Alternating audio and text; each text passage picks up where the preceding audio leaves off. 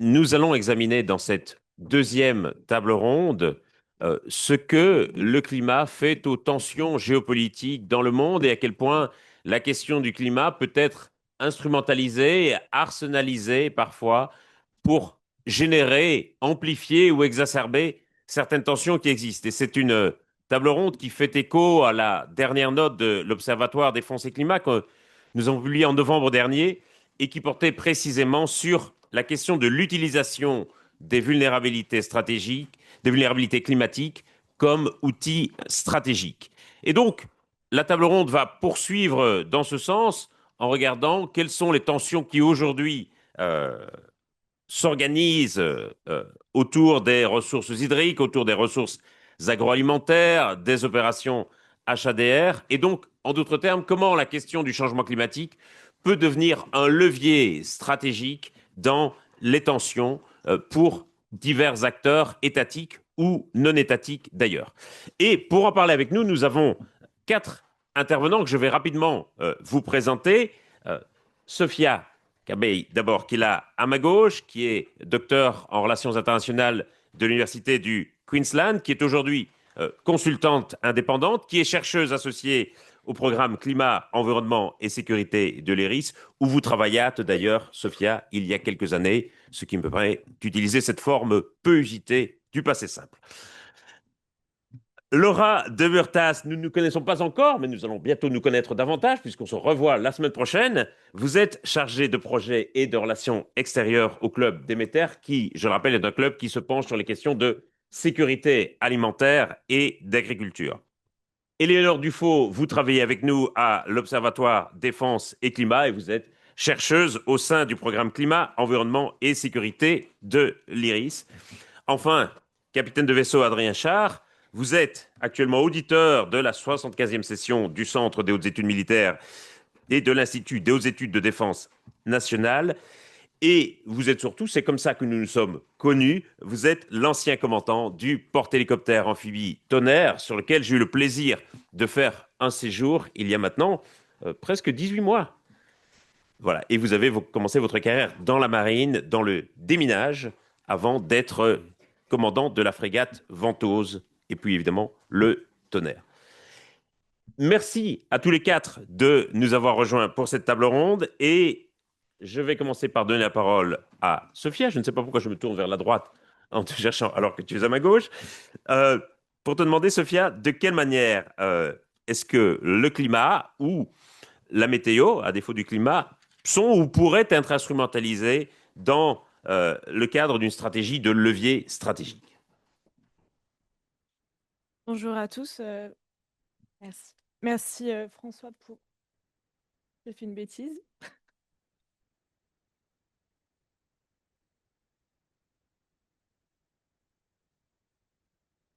Ok, c'est bon.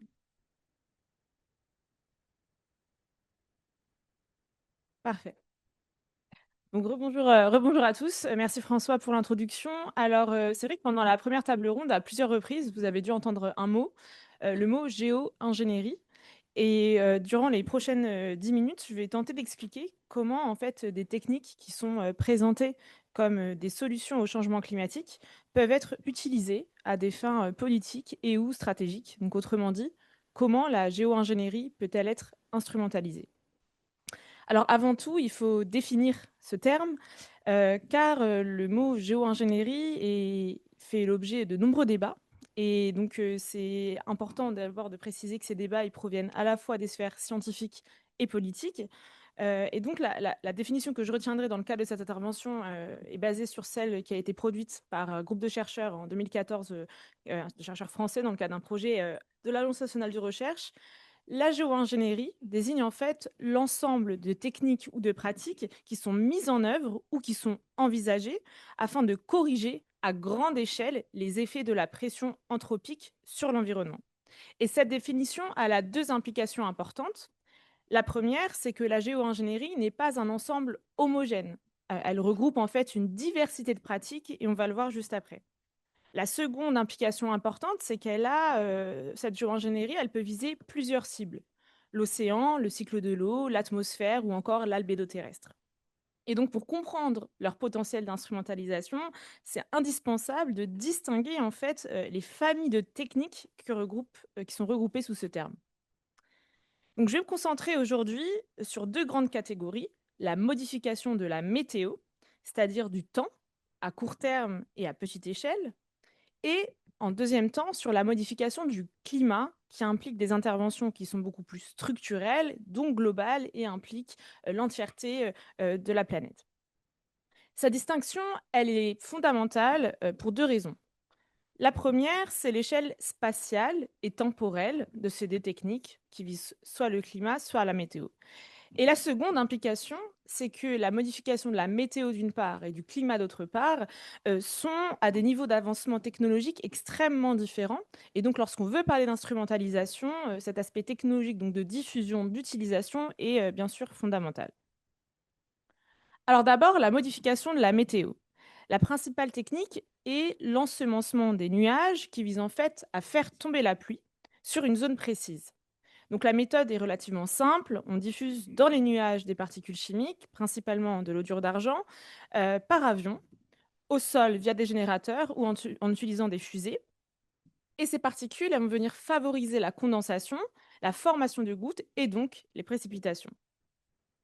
Cette technique, elle apparaît en fait durant la guerre froide avec des premières applications qui étaient militaires. On se souvient probablement tous de l'opération Popeye, la fameuse opération Popeye, menée par les États-Unis au Vietnam et qui avait pour objectif de prolonger la saison des pluies et de ralentir le déplacement des troupes ennemies. Alors, après l'adoption d'une convention importante en 1976, la convention ENMOD, la modification de l'environnement comme la modification de la météo à des fins hostiles ou militaires, a été prohibée. Alors, elle n'est pas ratifiée par tous les pays, y compris la France, peut-être qu'on pourra y revenir, mais cela a permis finalement de détourner l'usage militaire de l'ensemencement des nuages, qui est aujourd'hui en fait beaucoup plus utilisé dans le domaine civil. Il y a à peu près une cinquantaine d'États qui ont recours de manière très régulière à l'ensemencement des nuages, y compris la France. L'objectif est donc ici, notamment en Europe et en France, de réduire le chute de grêle, mais ça peut être aussi utilisé pour augmenter les précipitations ou encore lutter contre la pollution atmosphérique. Donc c'est une technologie qui est déjà opérationnelle, qui est déjà mise en œuvre. Pour les technologies de modification du climat, c'est autre chose.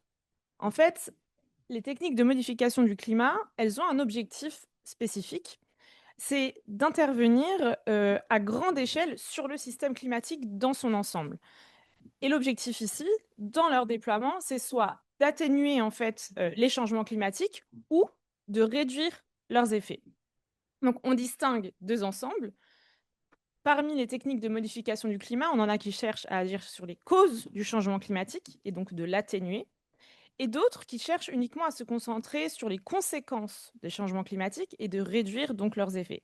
Donc d'abord, celles qui visent à agir sur les causes. Il s'agit des techniques en fait qui visent à retirer le CO2 déjà présent dans l'atmosphère, qui est responsable donc du changement climatique, ce qu'on appelle l'élimination du carbone ou carbon dioxide removal en anglais, qui est plutôt la formule utilisée de manière fréquente. Ça inclut des pratiques vraiment diverses avec des niveaux de complexité très différentes. On part de la reforestation pour aller sur des techniques qui sont qui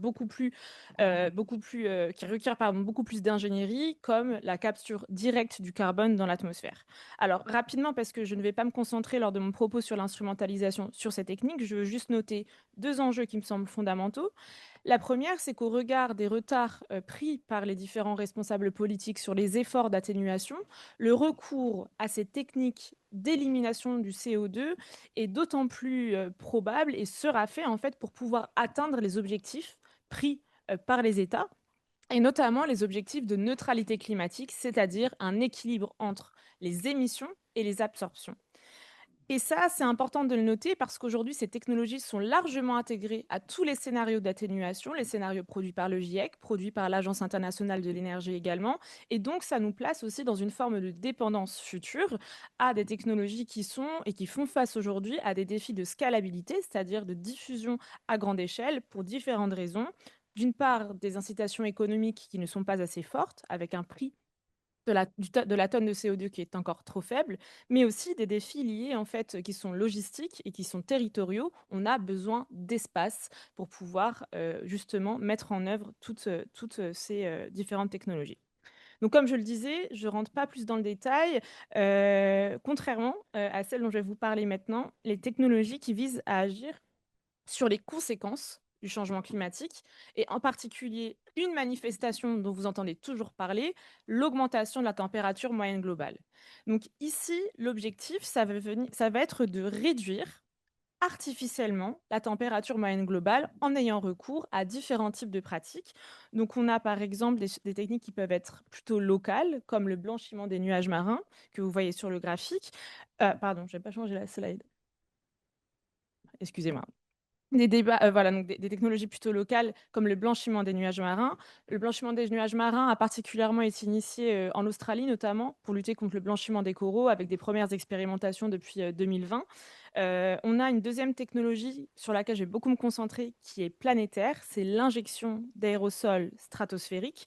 Cette technologie, c'est celle qui est la plus envisagée, la plus étudiée, la plus projetée en fait, pour pouvoir justement, réduire artificiellement la température moyenne globale et enfin, on a des technologies spatiales, notamment des miroirs orbitaux avec l'idée de placer des miroirs en orbite autour de la Terre pour bloquer une certaine quantité de rayonnement solaire, qui pénétrerait, dans l'atmosphère. Donc comme je le disais, la géo-ingénierie solaire, pardon, l'injection d'aérosols dans la stratosphère, c'est la technique la plus envisagée, mais elle s'accompagne de plusieurs controverses. Alors, pour vous expliquer rapidement en quoi ça consiste, l'idée, c'est en fait d'amener des avions dans la haute atmosphère, de les faire diffuser des particules chimiques.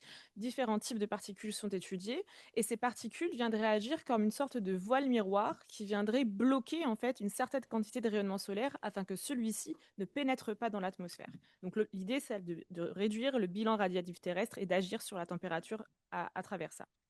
Mais cette technique-là, elle fait l'objet de nombreuses controverses, y compris au sein de la communauté scientifique pour de nombreuses raisons, avec d'un côté des chercheurs qui considèrent c'est finalement un impératif moral d'explorer cette solution au regard, des risques et des menaces associées, au changement climatique et de l'autre côté du spectre, pour les caricaturer, un petit peu, des chercheurs qui considèrent qu'il est absolument irresponsable, d'investir des moyens, humains, financiers sur la recherche de ce type de solution au regard, des risques en fait, géopolitiques, de défense, mais aussi des risques posés sur l'environnement associés à cette technique. Et donc, ça m'amène à un point fondamental, c'est que cette technologie, parce qu'elle est planétaire et que son intervention est globale, pose des questions géopolitiques qui sont évidentes. En fait, un déploiement, qu'il soit initié de manière coordonnée, ce qui est le moins probable, ou qu'il soit fait de manière unilatérale, aura des implications pour tous les pays, y compris ceux qui ne l'auront pas initié. Et donc, on remarque que cette technologie se distingue par une implication des acteurs de la sécurité et de la défense dans son développement et aussi à l'intérêt de la part des services de renseignement. Et donc, on comprend de fait de quelle manière cette technologie suscite à l'intérêt des inquiétudes, y compris sur les plans stratégiques. Donc, ce qu'il faut noter ici, c'est que, alors que cette technologie est initialement pensée, réfléchie comme une réponse, une solution au changement climatique et plus précisément à un symptôme des changements climatiques, son utilisation, son déploiement sera plutôt fait en fait dans un but politique ou stratégique à divers fins, par exemple pour pouvoir préserver des intérêts économiques, notamment pour les pays qui sont producteurs d'hydrocarbures, ou encore pour se protéger, se prémunir des effets des changements climatiques, voire pour négocier, donc l'utiliser comme outil de négociation. Donc, une fois que ça a été dit, quel potentiel d'instrumentalisation, à la fois pour la modification de la météo, donc ces techniques qui sont déjà mises en œuvre, et d'autre part pour la modification du climat, qui est encore à un stade de recherche, d'expérimentation, mais pour lesquels, pour la technologie dont je vous parle, on s'orienterait vers un déploiement possible dans les 10 prochaines années, d'ici 10 ans, pardon, voire ensuite. Donc un laps de temps relativement court. Alors, ce qui est intéressant, c'est que j'ai voulu en fait vous montrer que modification du climat et de la météo, il y a des grosses différences entre les techniques, mais en fait, elles ont aussi des points communs au niveau de leur potentiel d'instrumentalisation. Alors, je vais commencer déjà par, définir ce qu'on entend, par instrumentalisation, ce qui me semble, assez fondamental parce que c'est un mot qui est utilisé un peu, à tout va, pour caractériser, beaucoup de choses. Alors ici, je la définis en fait comme l'exploitation d'un objet, donc dans le cas, de mon propos, la modification du climat, ou de la météo, dans le but d'influencer, de contraindre, de nuire et ou de maximiser ses propres bénéfices dans le cadre d'un rapport de force. Et on observe que ces techniques, en fait, et notamment la modification de la météo, elles s'inscrivent déjà dans des rivalités préexistantes. L'exemple, le plus parlant, c'est celui de de la Chine et de l'Inde. La Chine, en fait, recourt, massivement aujourd'hui, à la modification, de la météo pour sa sécurité hydrique et alimentaire, heu, en particulier avec un projet, d'ampleur, le projet Sky River, initié, il y a 9 ans, en 2016 et qui se clôture, dont la mise en œuvre doit être achevée cette année sur le plateau, tibétain. Mais ce qui est intéressant, c'est qu'au-delà de ces objectifs sécuritaires, en fait, c'est comme ça que le gouvernement, chinois, le présente, ces technologies viseraient en fait à assurer la sécurité hydrique, donc la sécurité des populations et la sécurité économique de la région. Elles s'inscrivent en fait aussi dans des rivalités préexistantes entre la Chine et les pays frontaliers, y compris l'Inde, autour du contrôle des ressources hydriques transfrontalières. Et donc on voit de quelle manière en fait l'usage de ce type de technologie vient s'ajouter au levier que peut utiliser la Chine pour faire valoir son hégémonie sur les ressources hydriques transfrontalières, y compris les ressources qui sont atmosphériques, donc la pluie. Donc c'est vraiment intéressant de voir comment ce cas en fait, chinois, s'inscrit dans les rivalités, avec l'Inde, et comment finalement cette technologie devient un outil politique, un outil de politique intérieure, donc viser des objectifs intérieurs, mais aussi étrangères. Donc avec ce double objectif. Et comme je l'indiquais, c'est un peu, ce qu'on présage dans le cas de la modification du climat pour l'injection d'aérosols stratosphériques, en raison en fait, simplement, des objectifs de déploiement qui vont, s'inscrire donc dans plutôt des objectifs stratégiques qu'uniquement, climatiques. Alors, au-delà de ce que pourrait, motiver le recours, à ces techniques, on voit qu'elles nourrissent déjà des tensions et qu'elles font peser des risques sécuritaires, en particulier du fait de l'instrumentalisation de leurs effets. Sur la slide à l'écran, vous pouvez voir plusieurs titres d'articles qui illustrent ces instrumentalisations dans le contexte du recours aux pratiques de modification de la météo et parfois du climat. Donc, ces instrumentalisations, elles se font à travers des accusations de la part d'administrations de plusieurs pays, l'Iran, l'Inde par exemple, mais aussi de la part de représentants politiques, comme aux États-Unis. Et on voit émerger en fait, aussi ces accusations dans le cas, de l'injection d'aérosols stratosphériques, par des acteurs non étatiques, avec l'exemple, de Stardust pardon, qui est une start-up, israélo-américaine qui développe la technologie d'injection d'aérosols dans la stratosphère et qui fait aujourd'hui l'objet d'une enquête de la part d'une ONG palestinienne qui l'accuse d'avoir testé, expérimenté la technologie au-dessus de la bande de Gaza. Donc bien que ce soit, une accusation uniquement, à ce stade, cet exemple, il montre vraiment comment le développement de la technologie, il s'inscrit en fait, dans, les conflits préexistants et il est intégré aux pratiques d'acteurs étatiques et non étatiques.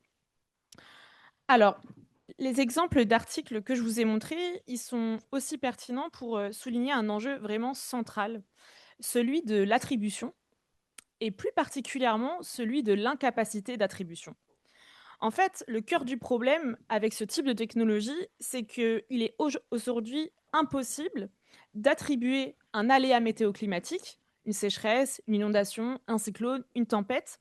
Euh, on ne peut pas dire en fait si c'est lié à une intervention technologique, telle que la modification de la météo ou du climat, ou bien si c'est le résultat en fait de la variabilité naturelle du climat ou encore des changements climatiques. Et donc, cette incapacité, d'attribution crée vraiment un espace idéal pour, des manipulations, également pour des campagnes de désinformation, des accusations, voire des escalades diplomatiques, comme on a pu le voir, dans le cas, de l'Inde et du Pakistan. Et donc le levier, informationnel, et ça c'est le point central que je veux faire, va vraiment jouer, un rôle central dans, les risques sécuritaires et les risques d'instrumentalisation associés à la modification de la météo et du climat. Et on voit que ces pratiques-là, elles sont déjà intégrées en fait au répertoire d'action de différents acteurs avec des pratiques de désinformation, notamment à la suite d'occurrences d'aléas extrêmes. On peut penser ici aux inondations de Valence, à la suite desquelles on a vu des ingérences étrangères, notamment russes et chinoises, qui visaient à déstabiliser les sociétés européennes. Donc pour conclure, je dirais que l'instrumentalisation des techniques de modification du climat et de la météo ne réside pas seulement dans leur usage direct comme outil stratégique, mais plutôt dans la capacité en fait à attribuer, à accuser, à manipuler finalement symboliquement leurs effets. C'est donc probablement plutôt dans cet espace informationnel que se situe pour l'instant le plus gros risque, le principal risque d'instrumentalisation associé à la modification du climat et de la météo. Merci.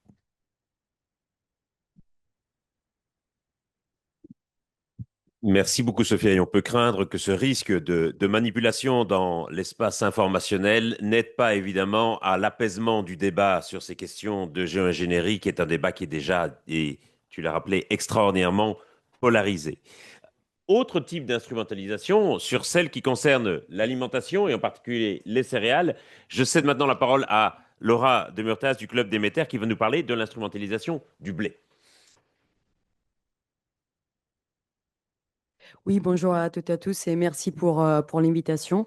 Alors aujourd'hui, je vais vous parler en fait de l'arsenalisation doublée de la part de la Russie en fait vis-à-vis l'Ukraine. Alors quand on parle en fait des arsenalisations, c'est la stratégie de la Russie d'utiliser ses exportations céréalières comme un outil de politique étrangère et des pressions géopolitiques vers des autres pays. On rappelle que la Russie elle est le premier exportateur de blé au monde et donc elle a un énorme levier auprès des pays qui sont extrêmement dépendants de ces exportations. Mais dans les contextes ukrainiens, quand on parle de arsenalisation doublée, on parle de l'instrumentalisation de la production et des exports agricoles céréaliers ukrainiennes par la Russie depuis février 2022. Et l'objectif en fait de cette stratégie, en fait, les conséquences de ces stratégies sont pas uniquement vers l'économie ukrainienne, mais aussi vers la sécurité alimentaire mondiale, sur la stabilité des marchés des matières premières, mais aussi sur les équilibres diplomatiques entre la Russie et la communauté internationale. Je trouve que c'est important de souligner le pourquoi en fait Poutine elle a choisi d'utiliser cette arme géopolitique, le blé comme arme géopolitique en Ukraine. C'est important de rappeler les poids en fait de l'Ukraine dans les scénarios agricoles mondiaux. L'Ukraine, elle est en superpuissance agricole depuis un 20 ans d'années. Et en fait, elle est la cinquième exportatrice de blé, la quatrième de maïs, la troisième d'orge dans le monde. Donc, on peut voir que l'Ukraine, elle est un acteur essentiel dans ce scénario agricole mondial et surtout en termes d'exportation. Donc en fait, et je vous rappelle aussi qu'à peu près le 30-40% du PIB ukrainien repose sur des activités agricoles. Donc en fait, ces stratégies d'arsenalisation de Poutine a comme objectif celle de bloquer, détruire et s'approprier des ressources ukrainiennes et transformer en fait un besoin commercial et un outil, dans un outil de géopolitique de pression fort pour affaiblir l'Ukraine, mais aussi exacerber le crise alimentaire et pénurie dans des autres pays, surtout pauvres, et qui sont très dépendants des importations russes et ukrainiennes. Et en utilisant bien évidemment des tactiques militaires, logistiques et économiques. Alors, cette arsenalisation doublée ukrainienne par la Russie s'est développée en fait dans deux phases. La première phase était au tout début du conflit février 2022, un blocage total des ports ukrainiens, les plus importants, les ports d'Odessa, qui n'est pas uniquement les plus importants en Ukraine, mais aussi de la mer Noire, et qui a empêché en fait l'Ukraine d'exporter des millions de tonnes de céréales dans les marchés agricoles internationaux. Et on parle concernant le blé, de moins 25 millions de tonnes sur les marchés agricoles. Et je vous rappelle qu'en 2021, la quantité exportée de blé dans le monde était de 190 millions de tonnes. Donc, c'est une quantité très importante. Et ça a provoqué en fait un flambé des prix très important avec en plus 70% sur le prix du blé, qui a rejoint un pic historique de 440 euros la tonne. Et donc, en fait, a eu deux conséquences principales. La première, la chute d'offres voilà, ukrainiennes sur les marchés internationaux, mais aussi en augmentation importante des coûts de la production. Parce qu'on a eu une augmentation des coûts énergétiques, donc de matières premières, des engrais, de gaz naturel, etc., dont la Russie, elle est une des majeures exportatrices au niveau mondial. La deuxième phase, en fait, s'est concentrée plutôt sur les pillages systématiques et les contrôles en fait, des territoires des zones occupées. Qu'est-ce qu'il a fait Poutine? C'est en fait d'essayer de contrôler les infrastructures, les réseaux routiers, ferroviaires, mais aussi les infrastructures de stockage céréaliers ukrainiennes, et pour après utiliser cette même céréales ukrainienne dans ses propres ventes, en fait, exportation dans les marchés internationaux, dans les marchés agricoles internationaux. Et en fait, en dissimulant, en fait, il a fait passer les céréales qui a volé dans les territoires ukrainiens à l'intérieur de l'Ukraine pour après le faire arriver en Russie et dissimulant en fait l'origine illégale de ces marchandises. Du coup, ça, c'est un type on peut l'appeler un peu une concurrence déloyale de la Russie qui a comme objectif, en fait, c'est de remplacer le vide laissé par l'Ukraine dans ses marchés agricoles internationaux. Bien évidemment, ces stratégies, il a eu beaucoup de succès, surtout dans les premiers mois du conflit, mais après, il y a eu aussi l'intervention de la communauté internationale pour essayer d'atténuer voilà l'efficacité en fait de cette stratégie avec la signature de différents accords. Les plus importants, c'est l'initiative céréalière de la mer Noire, un accord signé entre l'ONU, la Turquie et la Russie, qui a permis l'export des 33 millions de tonnes de denrées alimentaires vers 45 pays différents dans le monde et a permis en fait une stabilisation de prix des marchés dans les 12 mois qui étaient valables. Voilà, cet accord a duré à peu près un an et a permis aussi en fait de atténuer en fait l'augmentation des pénuries alimentaires dans des pays pauvres et surtout très dépendants des importations. Un autre accord, cet accord en fait a eu fin en juillet 2023 parce que la Russie elle a choisi unilatéralement de se retraiter. Et pourquoi l'a fait en fait? Parce que cet accord était nécessaire à Poutine pour ses négociations au sein de l'ONU et aussi avec des acteurs surtout occidentaux. En fait, Poutine il a accusé le pays occidentaux d'avoir dérouté en fait tous les marchandises, 70% des marchandises vers le pays à haute revenu élevé, à la place d'envoyer en fait ces céréaliers, utiliser ces corridors pour envoyer ces produits aux pays pauvres et qui n'avaient en fait plus besoin. Et donc, en fait, Poutine, elle a utilisé la retraite de cet accord, les blocages, en fait, des ports ukrainiens, comme, en fait, un outil de chantage diplomatique pour obtenir des concessions de plus des pays occidentaux et surtout l'appuyement des sanctions occidentales. Un autre accord très important, c'est l'accord signé avec l'Union européenne qui a permis d'exporter 76 millions de céréales et oléagineux dans le marché international en utilisant les infrastructures via terre européennes. Cet accord aussi est très important, mais quand même, elle a eu un coût très élevé en termes logistiques et aussi en termes, voilà, les volumes qu'on pouvait exporter étaient assez limités. Donc, elle a eu une importance élevée, mais quand même, elle avait quelques problèmes, voilà, des coûts et des volumes. Une autre initiative est très importante, c'est en fait les corridors maritimes ukrainiens qui permet en fait à l'Ukraine de contourner les blocs navals de la Russie dans la mer Noire en utilisant en fait les eaux territoriales des autres pays NATO comme la Roumanie et la Bulgarie. Et ça, elle a permis en fait d'exporter depuis septembre 2023 à aujourd'hui à peu près 90 millions de tonnes de blé et 150 millions de tonnes de marchandises. Donc ça a permis en fait à l'Ukraine de retourner, de reprendre après sa place importante comme acteur exportateur agricole dans les scénarios internationaux et surtout de soutenir son économie de guerre et donc la résistance face à l'attaque agressive de la Russie. Donc, pour conclure et résumer, si je vous laisse juste quelques chiffres pour comprendre de quoi on parle.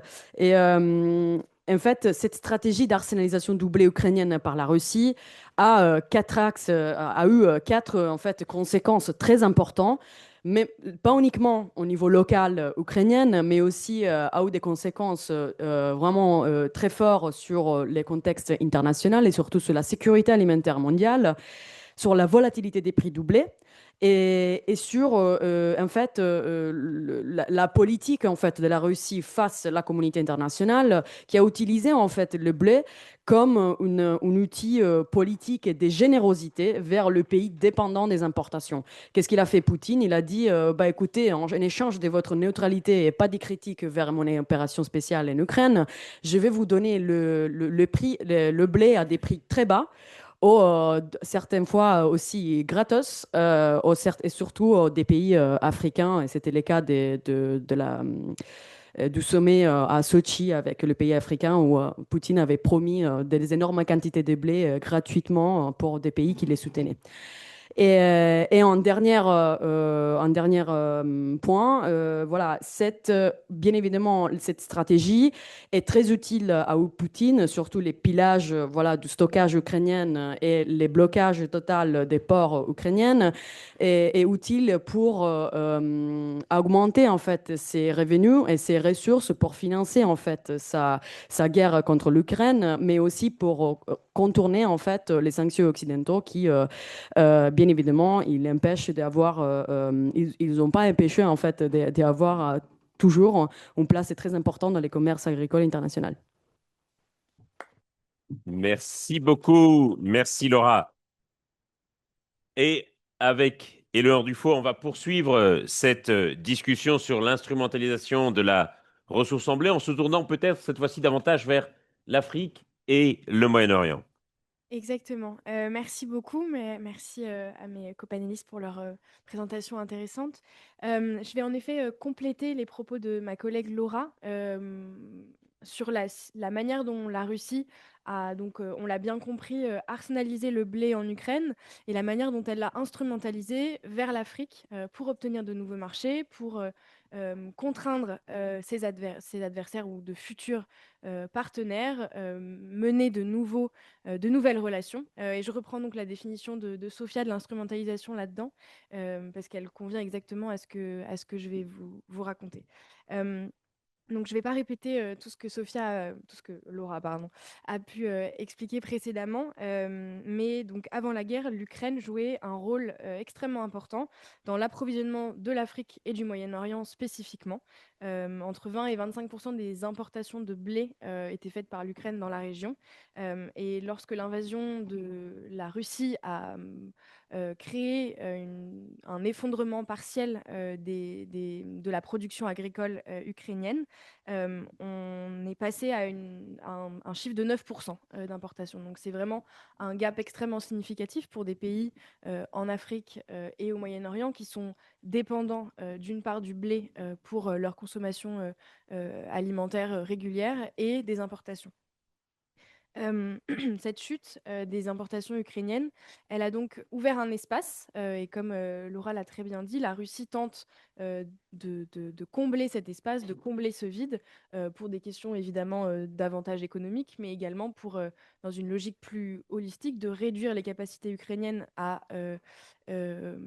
obtenir des marchés, à poursuivre ses capacités économiques et donc à être capable de se défendre dans le cadre de sa guerre contre la Russie. Et donc, selon certains experts, en Afrique et au Moyen-Orient, la Russie pourrait bientôt contrôler la moitié du marché nord-africain précisément, ce qui représente un avantage stratégique extrêmement considérable pour des relations transactionnelles dans d'autres domaines. Et pour comprendre la stratégie russe, et c'est ce qu'on a essayé de faire dans la note de l'Observatoire Défense et Climat, on s'est intéressé aux fragilités en fait, structurelles, économiques et climatiques pardon, de ces pays importateurs. Parce qu'il y a forcément des critères, des éléments qui poussent à une importation, à un taux d'importation aussi élevé. Donc on s'est rendu compte que la région Afrique du Nord, Moyen-Orient était la région la plus dépendante au monde aux importations de blé. C'est un tiers des importations mondiales pour seulement 6% de la population mondiale, donc ça représente un chiffre vraiment colossal. Et cette dépendance, elle résulte de plusieurs facteurs euh, structurants et qui se renforcent mutuellement. D'une part, on a des contraintes environnementales et climatiques qui précèdent les changements climatiques et l'augmentation de la température moyenne. On sait bien que la région Afrique du Nord est une région avec des contraintes climatiques assez difficiles. C'est une région aride, il y a très peu de capacité, il y a très peu de qualité et de quantité d'eau pour l'agriculture, ou en tout cas c'est une agriculture qui est très très consommatrice et dépendante en eau. Il y a évidemment des sécheresses, une faible pluviométrie, donc c'est des contraintes qui sont structurelles et qui poussent ces États à dépendre des importations. Et les changements climatiques, on le sait, affectent ces conditions climatiques, les renforcent, les exacerbent, et donc ces pays sont de plus en plus dépendants puisqu'ils ont de moins en moins de capacité de produire ces céréales et donc renforcent leur dépendance aux importations. Euh, D'autres contraintes plus sociales ou économiques, ce sont évidemment les croissances démographiques et urbaines, puisque ce sont des facteurs qui accroissent la demande alimentaire. Et les modes de consommation en Afrique du Nord ont également changé depuis une certaine, 50 ans environ.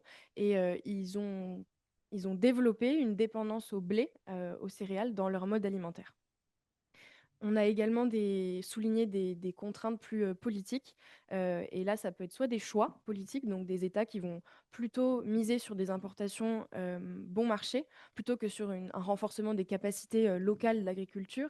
Et évidemment, des contraintes plus externes ou moins inhérentes à ces pays-là, avec des conflits dans certains États qui vont perturber les productions agricoles ou qui rendent certains pays structurellement donc dépendants des importations. Et donc ces vulnérabilités, elles créent un terrain propice à l'influence de tout fournisseur et qui va pouvoir utiliser ces vulnérabilités pour créer de plus en plus de dépendances. Et donc, pour revenir à notre sujet de la guerre en Ukraine et de la Russie, comme ma collègue l'a expliqué, la guerre a créé une onde de choc sur les marchés mondiaux, les marchés alimentaires. Et donc, l'indice mondial du prix a bondi de 12%, des prix alimentaires, pardon, a bondi de 12% en février-mars 2022, suite à l'invasion. Et donc, les pénuries de blé, d'engrais, mais également d'huile végétale ont été appréciées dans de nombreux États, même en Europe. Et je me souviens qu'on avait des étalages vides d'huile. Mais donc pour des pays qui sont extrêmement dépendants de ces importations, c'est de plus en plus grave et ça a été vraiment difficile. Donc pour vous donner quelques chiffres sur la dépendance aux importations, plus de 50 pays dans le monde importent plus de 30% de leur blé de Russie et d'Ukraine. Et 15 d'entre eux en importent plus de 70%. Donc 15 pays dépendent uniquement de 2 pays pour leur importation de blé. Et c'est évidemment des États qui ont des faibles revenus et qui ont donc des capacités de résilience extrêmement faibles en cas de, de perturbations sur les marchés. Et donc, on a vu des pays comme l'Égypte, le Soudan, l'Algérie, le Kenya ou la Tanzanie en première ligne face à ces risques et qui donc doivent trouver des solutions pour éviter des instabilités sociales. On se souvient ces pays d'ailleurs se souviennent assez bien de 2011 et surtout l'Égypte où le prix du blé avait augmenté et avait potentiellement été une des raisons des soulèvements populaires. Et donc, l'Égypte en particulier a été particulièrement affectée par la guerre et ça a créé des bouleversements au sein même du pays en lien avec ses relations avec la Russie. On l'a vu sur les chiffres montrés par Laura. C'est le premier client russe de blé et donc la La crise a forcément affecté cette relation avec la Russie et l'Ukraine. Et donc, on a vu l'augmentation du prix du blé, du prix du pain subventionné, ce qui n'était pas arrivé depuis 1989. Donc, c'est quand même une période assez longue, c'est 30 ans sans augmentation du prix du blé. Et la guerre a causé cela. Et donc, pour réagir et pour essayer de éviter tout soulèvement populaire, l'Égypte a transformé la manière dont elle importe et elle a évincé le GAS, qui était du coup l'ancien acheteur public égyptien pour toutes les céréales. Et c'est désormais une agence de l'armée de l'air qui s'occupe d'importer publiquement le blé et des négociations directement avec ses partenaires russes. Ça crée évidemment des situations beaucoup plus opaques, puisque on a de moins en moins d'informations sur la manière dont l'Égypte fait ses importations, à quel prix, etc. Et pour finir, et je vais juste compléter ce que ma collègue a dit là-dessus, c'est une stratégie donc très complète, très particulièrement holistique et bien structurée, puisqu'on a d'une part des actions. La Russie a annoncé en 2023 la livraison gratuite, donc des dons de blé à de nombreux pays africains. Pour vous citer quelques-uns, c'est le Burkina Faso, le Mali, l'Érythrée, la République centrafricaine, la Somalie ou encore le Zimbabwe. Et ce sont des livraisons qui ont lieu dans des cadres évidemment spécifiques, des cadres choisis. La Russie profite de certaines vulnérabilités locales pour faire ses dons et pour ensuite obtenir des faveurs. Et donc pour le Zimbabwe, le pays était contraint par une sécheresse extrêmement importante et a reçu donc 25 000 tonnes de blé, 23 000 tonnes d'engrais, ce qui représente des quantités significatives. Et donc en tout, c'est plus de 200 000 tonnes de blé gratuites qui ont été promises par la Russie. Et quand on est un État qui a besoin de nourrir sa population, on comprend évidemment la dépendance à une puissance telle. Et de nombreux experts ont souligné que derrière ce geste qui paraît très humanitaire, très gentil finalement, la logique est évidemment très claire, c'est récompenser des alliés, séduire de nouveaux partenaires et renforcer des réseaux d'influence déjà plutôt bien implantés en Afrique. Ça s'accompagne évidemment d'une logique discursive, et je ne vais pas m'éterniser là-dessus parce que Laura en a déjà parlé, mais donc voilà, on a vraiment des actions concrètes et en même temps un processus discursif d'instrumentalisation du blé en accusant les Occidentaux d'être responsables de la guerre, de l'augmentation des prix, des pénuries, plutôt que de l'invasion même de l'Ukraine. Et donc, en combinant ces stratégies, la Russie opère sur ce qu'on a appelé dans la note un continuum arsenalisation, instrumentalisation. Donc, on vous l'a bien montré, c'est d'une part l'arsenalisation du blé, donc comme ciblage stratégique dans le cadre d'une guerre pour affaiblir son opposant, et en même temps de l'instrumentalisation pour de la projection à l'étranger, ici en Afrique et au Moyen-Orient, dans une dynamique de projection de puissance, de projection d'influence. Et donc, pour conclure, la stratégie russe, elle repose sur 3 dynamiques. Donc, affaiblir l'Ukraine, d'une part, pour détruire son potentiel d'exportation et donc réduire ses capacités à se défendre. Et enfin, renforcer son influence en Afrique et au Moyen-Orient et utiliser les fragilités agroalimentaires qui sont accentuées par les changements climatiques en exacerbant des conflits et des vulnérabilités stratégiques et structurelles. Voilà, merci pour votre attention. Merci beaucoup, Eleanor. Je crois que personne n'imagine sérieusement que Vladimir Poutine puisse s'engager dans une démarche humanitaire désintéressée, à part peut-être quelques commentateurs de plateaux télévisés en France. Précisément, ce sujet des opérations HADR, elles peuvent être instrumentalisées, et c'est ce dont vous allez maintenant nous entretenir, capitaine de vaisseau Adrien Char, sur comment ces opérations HADR peuvent être aussi des vecteurs d'influence, de puissance, potentiellement de tension dans diverses zones de la planète. Merci François. Bonjour. Oui, je vais le préciser. HADR, c'est un acronyme anglo-saxon qui signifie Humanitarian Assistance, Disaster Relief. Et en France, on le traduit communément par post-catastrophe naturelle. Vous voyez Et la transition finalement, parfaite entre les deux interventions. voilà, ça recouvre une acception plus large. Typiquement, on a tendance à y ranger les interventions après une famine, après une catastrophe industrielle comme l'explosion du port de Beyrouth en 2020. Enfin, voilà. Euh, Effectivement, moi, je vais tenter en partant de mon expérience dans le traitement, l'intervention post-catastrophe naturelle, de prendre un peu de recul et de regarder comment finalement ces interventions peuvent constituer, alors je ne dirais pas un levier, mais une opportunité, une contrainte ou un risque euh, d'affirmer une puissance, donc de renforcer une présence stratégique, une puissance militaire, diplomatique.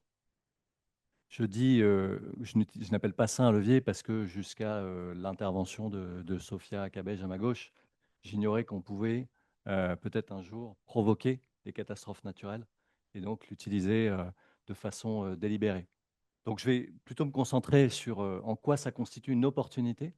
Et puis si j'ai le temps, je vous dirai en quoi j'y vois également une contrainte, notamment lorsqu'on le relie aux ressources qui ont été évoquées également, ou un risque éventuellement stratégique majeur. Pourquoi une opportunité? Parce qu'une catastrophe naturelle, c'est un phénomène qui permet éventuellement de renforcer son influence, ses alliances ou ses accès. Et donc, je vais axer ma présentation sur ces trois choses: influence, alliance et accès.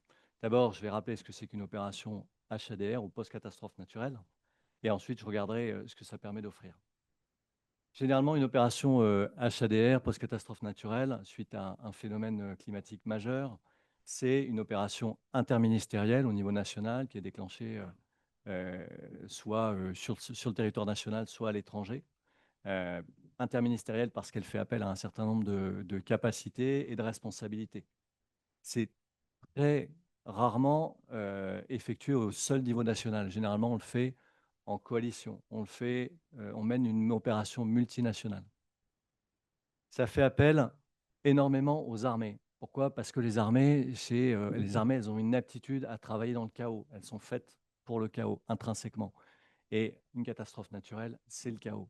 Pour vous en donner une illustration, moi j'étais le premier bateau à arriver sur place après le cyclone Irma en 2017 et le premier également à arriver après le cyclone Maria. Alors j'ai qu'une photo, je vous préviens. Hein. Voilà. Arrivé sur place en Dominique après le cyclone Maria, qui est moins connu, mais qui était quelques jours après Irma. En réalité, il y a eu 3 cyclones d'affilée, Irma, José et Maria, qui ont dévasté les Antilles, donc 2 catégories 5, le premier et le dernier. Irma, c'est plus une feuille sur un arbre sur toute l'île, et des containers que vous retrouvez en haut des collines poussés par le vent, des voitures qui sont dans l'eau à 20 mètres du quai. Donc ça vous donne une idée de la force du vent. Irma, c'était essentiellement du vent, 350 km/h de vent. Maria, c'est de l'eau. Maria, c'est une île luxuriante qui a été passée au Karcher, littéralement. Et il y avait, c'est pas plus une feuille sur un arbre, c'est plus un arbre sur l'île. Ils étaient dans la mer, autour ou au pied des reliefs. Voilà. Donc ça vous donne une idée du niveau de dévastation que provoque un cyclone de catégorie 5. Et face à ce type de situation, il y a une problématique, c'est les accès. Comment on se rend sur l'île pour secourir les populations? Il n'y a plus de port, il n'y a plus d'aéroport, il n'y a d'ailleurs plus de route, il n'y a plus de voitures. Il n'y a plus rien en réalité que des gens qui n'ont plus à manger, plus à boire, plus d'électricité, plus de moyens de communication. Et il faut donc apporter tout ça le plus rapidement possible. Et c'est ce qu'on appelle la phase d'urgence dans laquelle les armées ont un rôle majeur. Et on l'a encore vu très récemment avec le cyclone Chido qui a frappé Mayotte. L'image qui est derrière moi, c'est l'intervention du Tonnerre en 2017 au large de Saint-Martin pour Irma. Et donc, vous y voyez le déploiement de capacités militaires, le bâtiment au large, une barge de débarquement amphibie à proximité de la plage, une plage qui a été dégagée pour pouvoir y accéder, qui a été vérifiée par des plongeurs en amont, des véhicules, des bulldozers, etc., qui vont déblayer, et ensuite plein de moyens qui vont partir à terre, secourir la population, amener de la nourriture, amener de l'eau, redémarrer les capacités de production d'énergie, etc., réouvrir l'aéroport. Voilà. Donc ça, c'est une partie des capacités militaires qui permettent de le faire. Les avions de transport tactique ou stratégique, le Transal avant la 400M aujourd'hui, permettent de poser sur des pistes en très mauvais état. On envoie des gens avant de vérifier que ça passe, mais il n'y a pas besoin de travaux lourds pour le faire. Et donc, très rapidement, on peut mettre en place un pont aérien, un pont maritime pour secourir une île, une population, un territoire. Voilà ce qui est pour les opérations HADR et quelques exemples récents ou moins récents. Après le tsunami de 2004, on a déclenché l'opération BERIX et d'assistance aux pays de l'Indo-Pacifique qui avait été frappé par ce tsunami qui est le plus dévastateur connu dans l'histoire humaine récente. BERIX, c'est une centaine de bateaux déployés de toutes les nations, 80 000 hommes sur place, voilà, pour une aide humanitaire qui a été déterminante pour minimiser le nombre de morts après la catastrophe. Plus récemment, on a Haïti en 2010, Irma en 2017, Idai, qui est moins connu au Mozambique en 2019. On est également intervenu. Il y en a tout un tas d'autres moins connus que je ne citerai pas dans les Caraïbes dans cet espace de temps-là. Et puis évidemment, Chido très récemment en 2025. Voilà. Alors en quoi ça constitue des opportunités stratégiques finalement? D'abord, vous voyez bien que là, lorsque vous intervenez dans ce type de situation, au-delà du fait que, bien évidemment, on est là pour secourir les gens, que ce soit nos concitoyens ou, en l'espèce, les Dominicains, nos voisins, on y promeut finalement ces valeurs. On y montre qui on est. On y montre qu'on a du cœur, qu'on est solidaire. Voilà, c'est une occasion de le faire, de promouvoir les valeurs qui nous animent et qui dictent notre politique étrangère. C'est également une affirmation certaine d'une capacité militaire. C'est de la projection de force. On utilise un outil militaire de projection de force, là en l'occurrence des moyens d'assaut amphibie, pour faire une mission humanitaire. Et c'est d'ailleurs une grande partie des capacités des armées sont dites duales parce qu'elles permettent de faire la guerre et l'assistance aux populations, des missions d'intérêt civil. Donc, lorsqu'on débarque avec ce type de moyens, un bâtiment de 22 000 tonnes, des barges de débarquement, 16 hélicoptères embarqués, 80 véhicules blindés, des milliers de tonnes de fret, des avions de transport stratégiques, etc., et qu'on fait ça à 8000 km de chez nous, en utilisant des forces prépositionnées sur place, en utilisant des alliés sur place, etc., eh ben, c'est une démonstration de force qu'on adresse aussi à nos compétiteurs de façon opportuniste. C'est également, pourquoi pas, une ouverture de marché derrière. Alors, c'est un peu plus cynique, je sais, mais derrière, c'est une capacité d'influence économique parce qu'il va falloir reconstruire le pays en question. Ce n'est pas mon domaine, je n'irai pas plus longtemps dans cette voie. C'est également, deuxième opportunité, une façon de renforcer nos alliances. Lorsqu'on intervient, je vous le disais, on fait ça de façon multinationale, soit en utilisant des alliances préexistantes, soit en créant des alliances ad hoc pendant ou après. Typiquement, l'alliance FRANZ dans le Pacifique, hein, qui lie la France, la Nouvelle-Zélande et l'Australie, qui date des années 90, qui a été peu utilisée un certain nombre d'années en raison des tensions qu'on avait suite aux essais nucléaires avec l'Australie et la Nouvelle-Zélande, ont trouvé ces dernières années leur pleine application lors des catastrophes naturelles qu'ont frappé par exemple les Fidji, les Tonga. Voilà. Et c'est bien cet accord-là qui est vraiment un accord d'intervention conjointe post-catastrophe naturelle qu'on utilise. Il a son pendant dans les Antilles, dans la Caraïbe plus exactement, où les nations able and willing, donc capables de mener des opérations humanitaires de grande ampleur dans cette zone, qui sont les Américains, les Français, les Britanniques et les Néerlandais, qui par ailleurs sont des pays qui ont des territoires dans cette zone, se sont organisés en lien avec la CARICOM, donc la communauté des États de la Caraïbe, pour fournir une capacité d'intervention ad hoc, au coup de sifflet bref, en cas de catastrophe naturelle. Et généralement, cette organisation, qui d'ailleurs prévoit d'avoir des capacités ad hoc dans la zone au bon moment, c'est-à-dire pendant la période cyclonique, de s'entraîner avant lors d'un exercice où on vérifie, on fait ses gammes pour vérifier qu'on sait le faire. Voilà, c'est véritablement des alliances qui sont faites pour cela. Tous les 2 ans à peu près, dans chacun de nos territoires ultramarins du Pacifique et de la Caraïbe, qui sont donc fortement exposés aux cyclones, aux typhons, eh bien, on réalise un exercice d'ampleur sur ce thème-là. Croix du Sud en 2023, Vanuatu, je crois, le nom de l'exercice qui a lieu en Polynésie, qui a eu lieu en 2025, là, et Caraïbes, dont la dernière édition a lieu en 2022. En 2024, on ne l'a pas conduite parce qu'il y a eu les événements en Haïti et on a dû aller chercher nos ressortissants et l'exercice qu'on devait faire juste après a été annulé. C'est à cette occasion que j'ai eu d'ailleurs le plaisir d'accueillir François Gémen à bord du Tonnerre. Voilà. Mais figurez-vous, et ça me permet de rebondir sur les risques associés, que le scénario de Caraïbes 24, c'était un cyclone qui frappait les Caraïbes, qui était exploité par un compétiteur pour, profiter de la faiblesse d'un État local allié de la France et qui entraînait une intervention militaire à la fois de secours aux populations et de protection de la souveraineté de notre allié frappé. Donc, je le disais, c'est un bon levier pour renforcer nos alliances, démontrer leur force ou créer des nouvelles alliances dans une zone qui nous intéresse. Enfin, dernière opportunité, c'est une opportunité d'accès. Vous savez que les armées sont préoccupées en permanence par ce qu'on appelle la stratégie des accès, conserver des accès partout dans le monde, ou en tout cas partout où on a des intérêts à protéger. Et la France singulièrement a la deuxième zone économique exclusive dans le monde et des territoires ultramarins absolument partout. Donc on a besoin de préserver nos accès à toutes ces zones, vers nos intérêts, vers ceux de nos partenaires, vers ceux de nos alliés.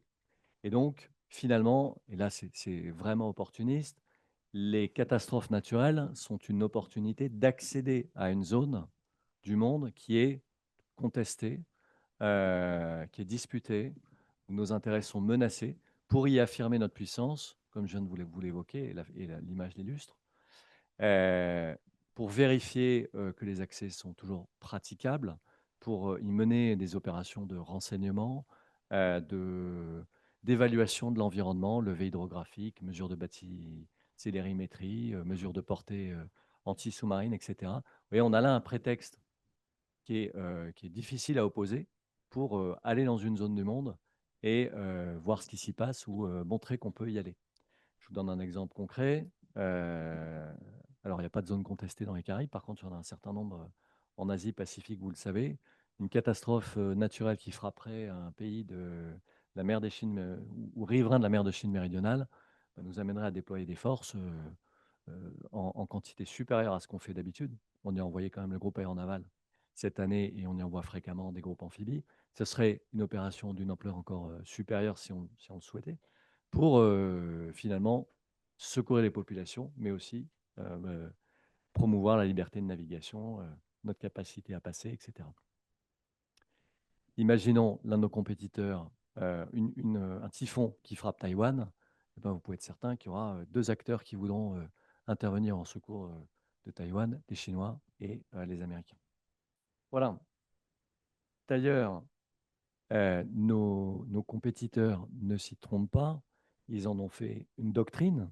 Alors, les Américains ont théorisé et conceptualisé dans les années 90 pour les opérations militaires autres que la guerre et dans lesquelles vous aviez un volet humanitaire. Ils l'ont progressivement abandonné, en tout cas comme concept, même s'ils l'ont mis en œuvre. Et les Chinois l'ont récupéré et le mettent en œuvre activement. Leur dernière intervention, c'était en Papouasie-Nouvelle-Guinée en 2024, où ils ont livré de l'aide humanitaire. Voilà. Donc, de leur côté, il n'y a aucun doute là-dessus. Cette opportunité, ils comptent bien la saisir. Pour ce qui est des contraintes, je vais très rapidement l'évoquer pour respecter mon temps de parole. Les ressources, l'appauvrissement des ressources, leur relocalisation, l'arsenalisation qui en est faite, etc., eh bien, cela va contraindre les outils militaires potentiellement à protéger ces ressources, à protéger leur lieu d'extraction, à protéger leur acheminement vers nous, vers des alliés, vers des partenaires. Et donc, ça va consommer une partie de l'outil militaire là-dessus, alors qu'il sera peut-être nécessaire ailleurs. Et ça me permet d'enchaîner sur la troisième conséquence potentielle du changement climatique, c'est les risques, évidemment. Alors, le sujet est très vaste, il a déjà commencé à être abordé. Moi, je vais juste vous donner ce qui constituerait un peu le worst case scénario pour nous. Ce serait finalement une catastrophe climatique dans un ou plusieurs de nos territoires, que ce soit d'ailleurs ultramarins ou métropolitains, en conjonction simultanément à un engagement majeur où l'essentiel de nos forces armées sont consommées ailleurs. Et donc, on aura un dilemme stratégique majeur qui sera continuer à frapper notre ennemi du moment ou secourir nos populations face à une situation, une menace sur leur vie qui est finalement, qui peut être tout aussi grave. On peut mourir d'un typhon et mourir d'une balle ou d'un missile. Okay, donc le choix, il ne sera pas évident. Ce sera pas, les armées font la guerre et les forces de sécurité intérieure et la sécurité civile traitent les catastrophes naturelles. Non, il y a des situations dans lesquelles seules les armées peuvent intervenir. Voilà, merci. Merci beaucoup, capitaine. Et ces questions vont se poser évidemment avec beaucoup plus d'acuité au fur et à mesure que le changement climatique va augmenter à la fois l'intensité et la fréquence de ces catastrophes. Il nous reste un peu de temps pour des questions. Bonjour, merci beaucoup pour vos différentes interventions. Ma question, elle sera plutôt adressée à vous, commandant. Est-ce que, selon vous, la recrudescence des opérations de secours d'urgence, à la fois sur le territoire national et ultramarin, mais également auprès de nos partenaires, comme vous l'avez mentionné, constitue-t-elle une réelle transformation opérationnelle pour les armées françaises et la marine nationale? Et pensez-vous qu'à terme, notamment par le biais de la loi de programmation militaire, la France et l'armée française pourra se doter de capacités dédiées à ce type d'opération, à l'image des Batral, ou encore au-delà des capacités, comme vous l'avez mentionné pour nos partenaires ou compétiteurs, de stratégies vraiment dédiées à ce type d'opération?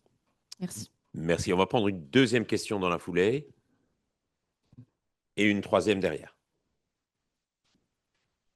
Bonjour. Une petite remarque préalable sur la géo-ingénierie.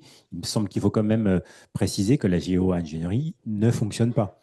À l'échelle, ce n'est pas une solution valide, valable, etc. Je pense que Valérie n'est plus dans la pièce, mais elle aurait pu vous l'expliquer mieux que moi. C'est des choses qui sont intéressantes, qui sont étudiées, etc. Mais on est bien d'accord qu'à l'échelle, ça ne fonctionne pas et que c'est un élément de désinformation de faire croire qu'on pourra avoir des solutions voilà, technosolutionnistes qui permettront de combler. La seule géo-ingénierie qui fonctionne, c'est le changement climatique qui est provoqué par les êtres humains en émettant du dioxyde de carbone. Et pour le contrer, il faudra avoir quelque chose de même échelle. Donc, on est bien d'accord que ça ne fonctionne pas. Sinon, j'avais une question. Vous me le préciserez, peut-être que vous avez d'autres informations. Sur le rôle militaire, j'aurais voulu savoir votre point de vue sur le retour du service militaire et le retour de la réserve qui pourrait permettre d'avoir un volume de force supplémentaire de réserve en cas justement d'éléments extrêmes. Comment vous voyez ça? Merci. Merci. On va prendre la troisième question derrière. Bonjour, je tiens à remercier l'ensemble des panélistes. Je voudrais poser une question. La première question, c'est de savoir quels sont les bouleversements qu'on peut observer à travers la guerre ukraino-russe par rapport aux relations internationales. Par exemple, généralement, cette guerre, elle crée des fissures entre l'Union européenne, notamment avec les sanctions, avec les alliances États-Unis et Union européenne qui soutient l'Ukraine. Et notamment, on voit aussi de plus en plus la Russie qui se retourne vers l'Afrique en créant des alliances aussi, en signant des accords, et aussi vers l'Asie. Donc, je voudrais savoir en termes de relations, quel est l'impact sur le bouleversement que ça peut entraîner. Et la deuxième question, c'est de savoir comment décrire en termes de défis géopolitiques l'achat des terres. L'achat des terres par la Chine, notamment l'Inde, qui sont des pays industriels, qui sont des pays émergents. Et sachant bien que la majorité de ces pays où ces achats se font, c'est des pays qui sont vulnérables par rapport à l'impact du changement climatique et de la sécurité.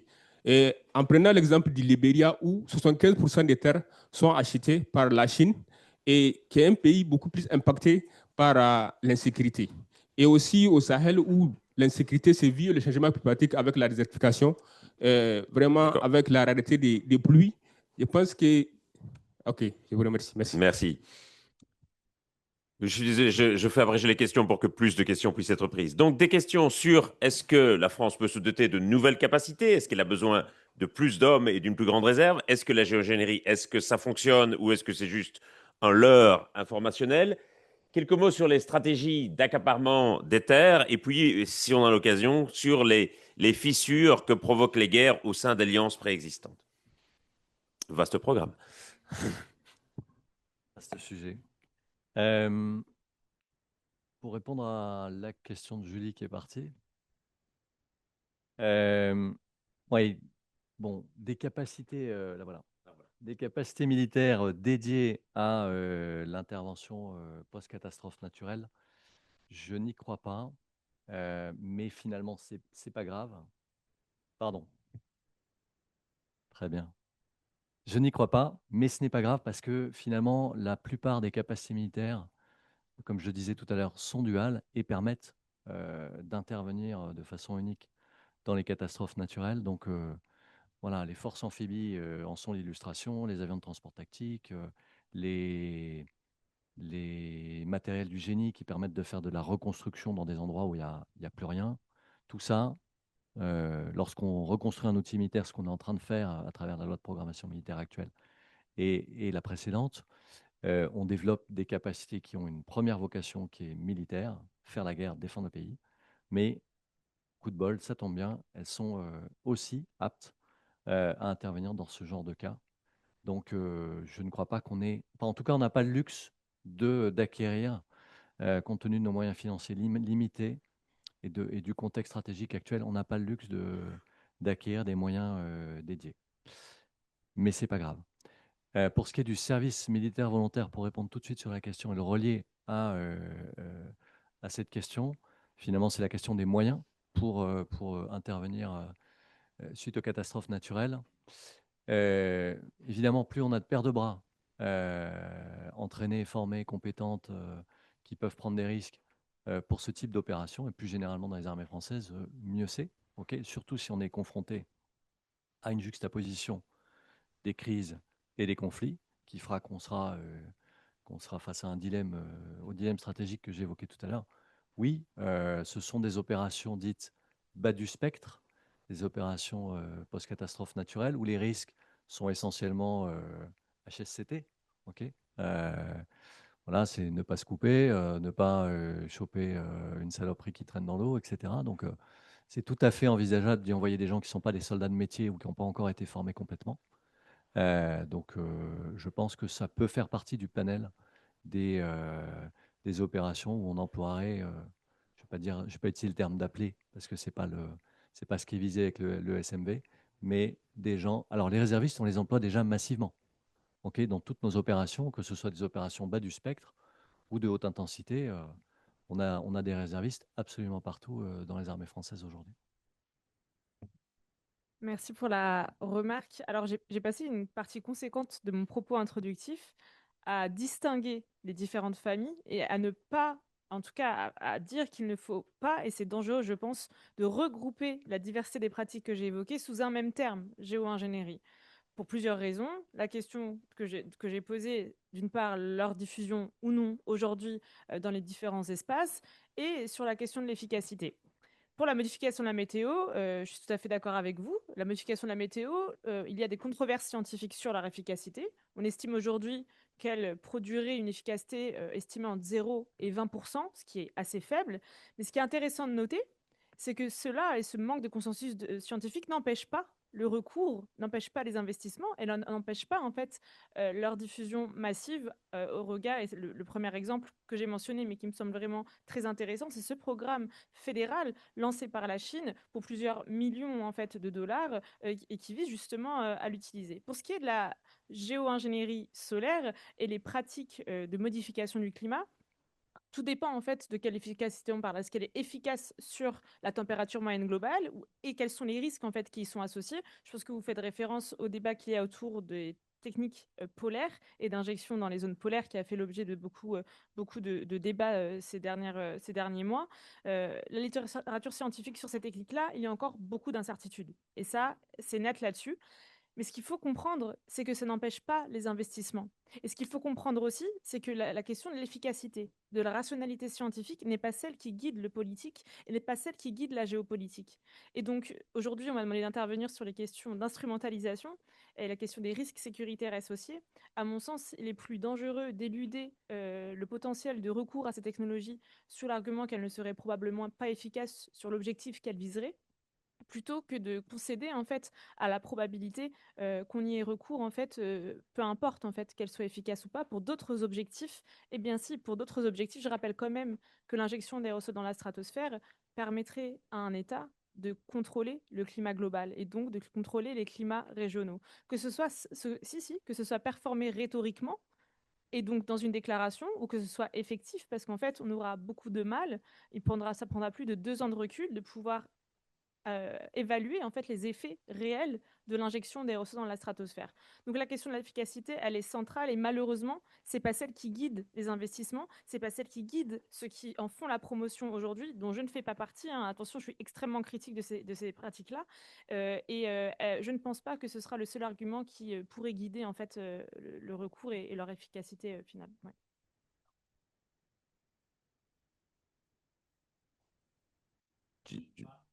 Je pense qu'on ne va pas pouvoir ici s'engager dans une discussion un peu technique de ce type. Je pense néanmoins que la conclusion peut s'appliquer à d'autres domaines. Ce n'est pas toujours la rationalité scientifique qui dicte les politiques des gouvernements. Je propose qu'on passe à ma droite, peut-être sur les questions de stratégie d'accaparement des terres. Oui, tout à fait. Alors, je n'ai pas étudié particulièrement la Chine ou la Russie, mais dans le cadre de l'Observatoire Défense et Climat, on a rédigé une note sur la diplomatie climatique des monarchies du Golfe. Et dans ce cadre-là, on a justement étudié comment est-ce que les monarchies du Golfe, donc surtout l'Arabie Saoudite, les Émirats Arabes Unis et le Qatar, mettent en place des stratégies justement d'accaparement des terres pour plusieurs raisons. Il y a des raisons de souveraineté alimentaire. Ce sont des terres en Afrique qui sont utilisées pour donc produire des ressources agroalimentaires qui sont ensuite exportées dans ces pays qui ont des difficultés à produire localement. Et il y a également des raisons énergétiques et minières avec des terres qui vont être utilisées pour obtenir de nouveaux matériaux, des matières premières, des minéraux stratégiques, pour ensuite pouvoir développer des technologies performantes sur place. Et ce qu'on a pu étudier, c'est que c'est quelque chose qui se développe. Les monarchies du Golfe le font, mais de manière plus faible, entre guillemets, que la Chine ou la Russie, qui sont plutôt qui ont pas un monopole, mais qui sont plus performantes dans cet accaparement des terres. Donc, en effet, c'est une véritable problématique. Et ce qu'on a pu étudier, c'est que c'est souvent des partenariats qui se font donc entre des sociétés proches des régimes au pouvoir ou des sociétés qui vont être publiques, qui sont donc très très proches des stratégies nationales. Et elles sont souvent à la défaveur des populations locales qui ne sont pas forcément consultées dans le cadre de l'accaparement de leurs terres. C'est des personnes qui vont être expropriées de leurs terres. Et ça crée donc des déplacements et des questions sociales et économiques extrêmement importantes au niveau local.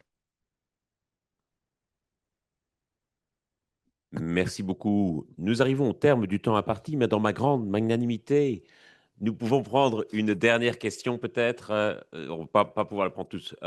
Monsieur, vous n'avez pas encore posé de question.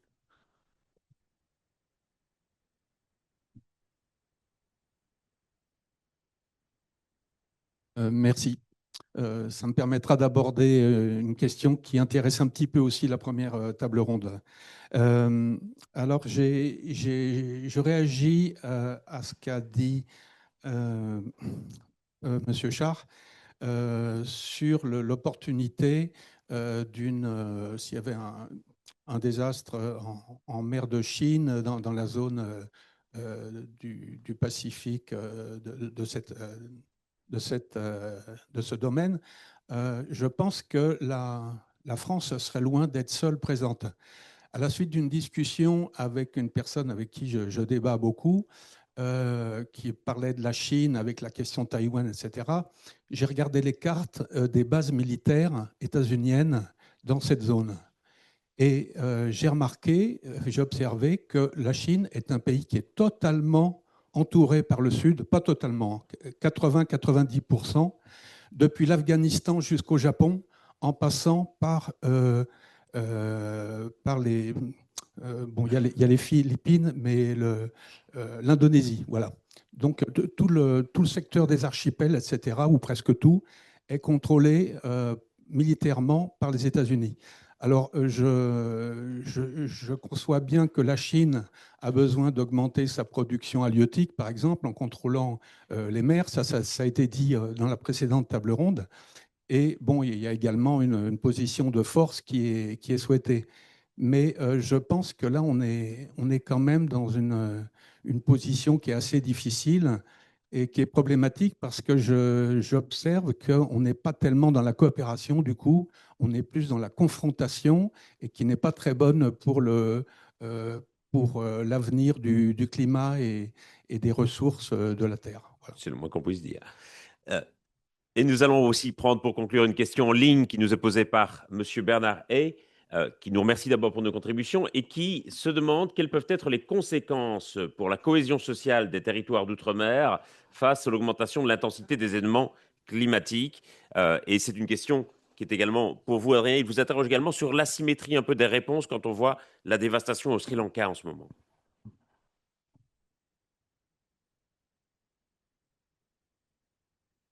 Alors, je vais répondre très rapidement à la première question. Alors, je n'ai pas dit au contraire, me semble-t-il, hein, qu'on intervenait, qu'on avait vocation à intervenir, nous. À chaque fois, on essaie de le faire en multinational, parce que la portée, d'abord parce que ça permet d'avoir beaucoup plus de moyens. Donc, Berix 2004, le tsunami, je le disais, 100 bateaux militaires déployés. Et puis parce que ça renforce la légitimité de l'intervention, de ne pas le faire. En fait, on n'y va pas pour promouvoir des intérêts, on y va pour sauver des gens. Et accessoirement, par opportunité, défendre des intérêts. L'Asie-Pacifique, ce n'est pas l'endroit le plus facile pour nous, effectivement, pour intervenir. Ce n'est pas le plus près de la métropole où sont basés les moyens lourds, type porte-hélicoptère amphibie. Pour rallier le détroit de Malacca, c'est 1 mois de navigation. Lorsqu'il s'est agi d'aller en Nouvelle-Calédonie lors des événements de l'année dernière, j'étais avec François en train de passer le Cap Horn ou pas loin, où on devait être ouest du Chili. On m'a dit, tu rallies la Nouvelle-Calédonie. J'ai dit, attendez, regardez bien la carte, c'est plus rapide d'y aller depuis Toulon que d'y aller depuis l'ouest du Chili. C'est les distances à couvrir à la vitesse incroyable de 15 nœuds, qui est la vitesse de croisière d'un bâtiment comme celui-là, donc 30 km/h, hein, font que la réactivité, dès qu'on parle de rallier l'autre bout du monde, n'est pas là. On n'est pas réactif. Et donc, bien évidemment, c'est les pays de la zone qui vont intervenir en premier, et à plus forte raison, ceux qui ont des bases militaires sur place. La Chine d'un côté, évidemment, puisqu'ils sont sur place, et les Américains qui ont, vous avez raison, un chapelet de bases militaires pour contenir la Chine, hein, d'ailleurs, quasiment en face. Et donc dans cet arc que vous avez décrit. Voilà. Ce seront eux les primo-intervenants, et puis la sensibilité stratégique de la zone, probablement, fera que ce sera l'un des deux les primo-intervenants. D'ailleurs, c'est ce que je disais, je pense qu'ils vont se battre pour être les premiers à intervenir et donc faire une affirmation de puissance, renforcer une alliance, renforcer une influence, etc. Ensuite, sur l'aspect un peu cynique de tout cela, le monde est sauvage et les carnivores et les herbivores, pour citer quelqu'un récemment. Et pardon, je veux bien que vous répétiez, François, la question en ligne. C'est une question qui s'interrogeait sur la cohésion sociale des territoires d'outre-mer face à la multiplication des catastrophes naturelles. Est-ce qu'il y a un risque de fragmentation sociale de ces territoires? Alors, c'est un sujet assez politique, hein, mais oui, évidemment, c'est un facteur supplémentaire de déstabilisation potentielle d'un territoire ultramarin. Vous avez vu l'état de Mayotte après le passage de Chido. Saint-Martin était une île qui, contrairement à ce que l'on imagine souvent, n'est pas une île du tout prospère, où il n'y a que des resorts avec des gens riches qui viennent au soleil. Ça, c'est Saint-Barth. Saint-Martin, c'est un pays qui avait déjà énormément de problèmes sociaux, d'insécurité, etc. Le passage de l'ouragan Irma, ça a catalysé toutes les problématiques locales d'insécurité, etc. La prison, par exemple, qui a été dévastée, on s'est posé la question pendant quelques jours de où étaient passés les prisonniers. Et ça a été une des tâches des forces de sécurité intérieure de les retrouver. Donc oui, pour répondre à notre auditeur, c'est certain, les catastrophes climatiques sont un catalyseur supplémentaire de l'instabilité, de la fragilité de nos territoires ultramarins, qui sont très isolés et que ça peut encore isoler davantage. Merci beaucoup. Eh bien, ceci conclura cette première matinée d'échange. Je vous remercie pour la richesse de ces échanges et de vos contributions. Je n'ai aucun doute que la séquence de l'après-midi sera tout aussi riche, puisque nous partirons là sur certaines aires géographiques, en particulier sur 2 écosystèmes, que sont les océans et l'Amazonie. Et la séquence de l'après-midi sera introduite par M. Benoît Faraco, qui est l'ambassadeur chargé des négociations sur le climat, et conclue par Madame Alice Dufaux, qui est ministre déléguée auprès du ministère des Armées. Merci à toutes et tous. Nous reprenons ici à 13h45.